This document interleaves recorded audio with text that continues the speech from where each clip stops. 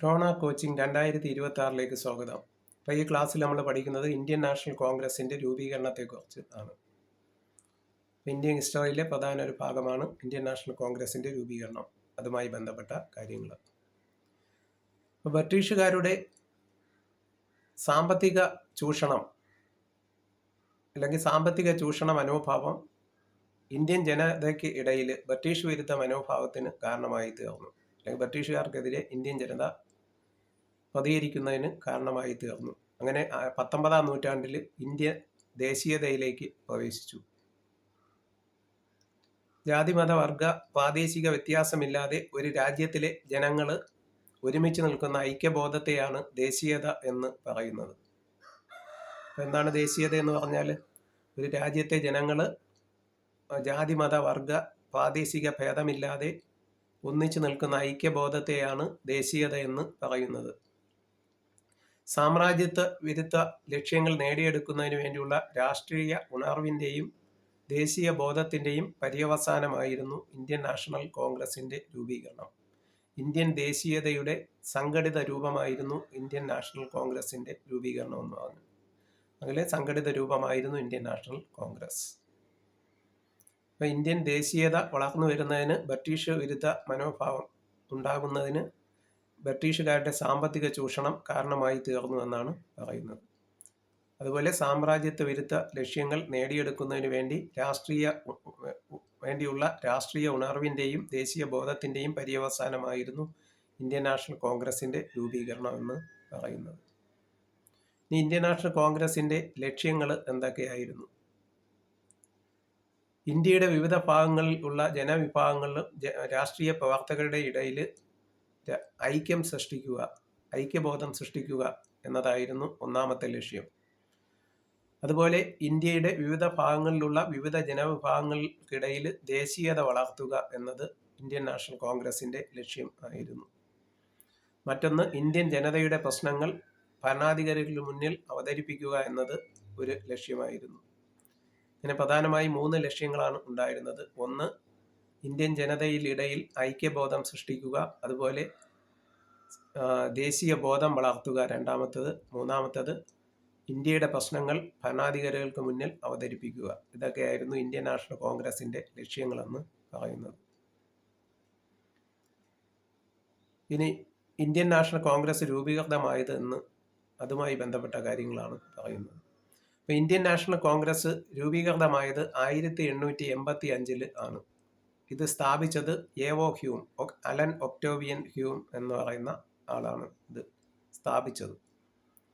Indian National Congress രൂപീകൃതമാകുന്നതിന് മുമ്പുണ്ടായിരുന്ന സംഘടനയാണ് Indian national union. ഇത് സ്ഥാപിച്ചതും എവോ ഹ്യൂമാണ് 1884. ഇന്ത്യൻ നാഷണൽ കോൺഗ്രസിൻ്റെ ആദ്യത്തെ സെക്രട്ടറി എന്ന് പറയുന്നത് എവോ ഹ്യൂം ആയിരുന്നു. ഇന്ത്യൻ നാഷണൽ കോൺഗ്രസിൻ്റെ ആദ്യ സമ്മേളനം നടന്നത് ബോംബെയിലെ ഗോകുൽദാസ് തേജ്പാൽ കോളേജിൽ വെച്ച് ആണ്. പൂനെയാണ് ആദ്യം നിശ്ചയിച്ചിരുന്നത്. അവിടെ പ്ലേഗ് രോഗം പടർന്നതിനെ തുടർന്നാണ് വേദി ബോംബെയിലേക്ക് മാറ്റിയത്. ഇന്ത്യൻ നാഷണൽ കോൺഗ്രസിൻ്റെ ആദ്യത്തെ പ്രസിഡന്റ് WC ബാനർജി ആയിരുന്നു, ഉമേഷ് ചന്ദ്ര ബാനർജി ആയിരുന്നു. ഇന്ത്യൻ നാഷണൽ കോൺഗ്രസിൻ്റെ ആദ്യകാല നേതാക്കൾ എന്ന് പറയുന്നത് ദാദാഭായ് നവറോജി, ഫിറോസ് ഷാ മേത്ത, ബദർജി തയാബ്ജി, അതുപോലെ സുരേന്ദ്രനാഥ ബാനർജി, ഇവരൊക്കെയായിരുന്നു ഇന്ത്യൻ നാഷണൽ കോൺഗ്രസിൻ്റെ ആദ്യകാല നേതാക്കൾ. ഇനി ഇന്ത്യൻ നാഷണൽ കോൺഗ്രസിൻ്റെ ആദ്യ സമ്മേളനത്തെ അഭിസംബോധന ചെയ്തത് എവോ ഹ്യൂം ആയിരുന്നു.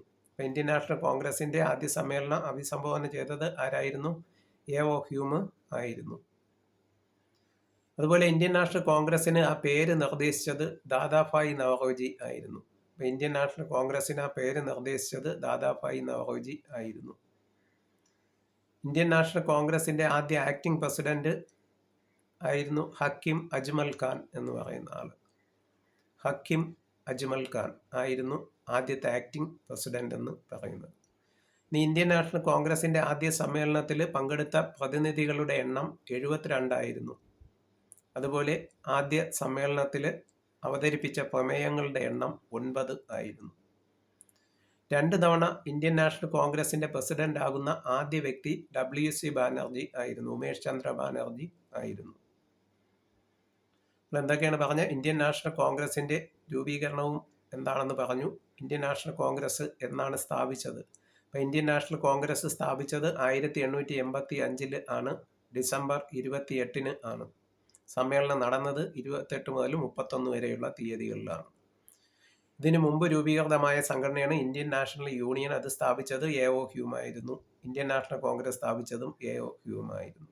AO ഹ്യൂം ആയിരുന്നു ആദ്യത്തെ സെക്രട്ടറി. ഇന്ത്യൻ നാഷണൽ കോൺഗ്രസിന്റെ ആദ്യ സമ്മേളനം നടന്നത് ബോംബെയിൽ വെച്ചായിരുന്നു.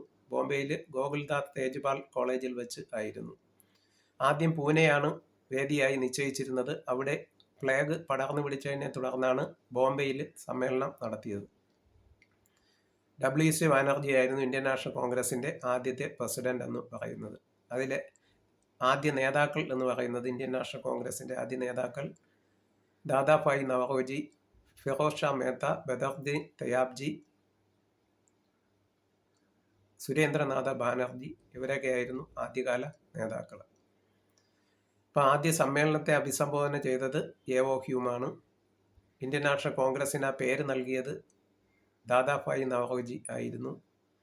ആദ്യ ആക്ടിംഗ് പ്രസിഡന്റ് ആരായിരുന്നു? ഹക്കീം അജ്മൽ ഖാൻ ആയിരുന്നു. ഇന്ത്യൻ നാഷണൽ കോൺഗ്രസിന്റെ ആദ്യ സമ്മേളനത്തിൽ പ്രതിനിധികളുടെ എണ്ണം 72 ആയിരുന്നു. അതുപോലെ ആദ്യം നടന്ന സമ്മേളനത്തിൽ പ്രമേയങ്ങളുടെ എണ്ണം, അവതരിപ്പിച്ച പ്രമേയങ്ങളുടെ എണ്ണം 9 ആയിരുന്നു. 2 തവണ ഇന്ത്യൻ നാഷണൽ കോൺഗ്രസിന്റെ പ്രസിഡന്റ് ആകുന്ന വ്യക്തി WC ബാനർജി ആയിരുന്നു. ഉമേഷ് ചന്ദ്ര ബാനർജി ആയിരുന്നു. അപ്പോൾ ഇത്രയാണ് ഈ ക്ലാസ്സിൽ പറയാനുള്ളത്. അപ്പോൾ ഈ വീഡിയോ ആദ്യമായി കാണുന്നവർ ഷെയർ ചെയ്യുകയും ലൈക്ക് ചെയ്യുകയും സബ്സ്ക്രൈബ് ചെയ്യുകയും ചെയ്ത് പ്രോത്സാഹിപ്പിക്കണമെന്ന് അഭ്യർത്ഥിക്കുന്നു.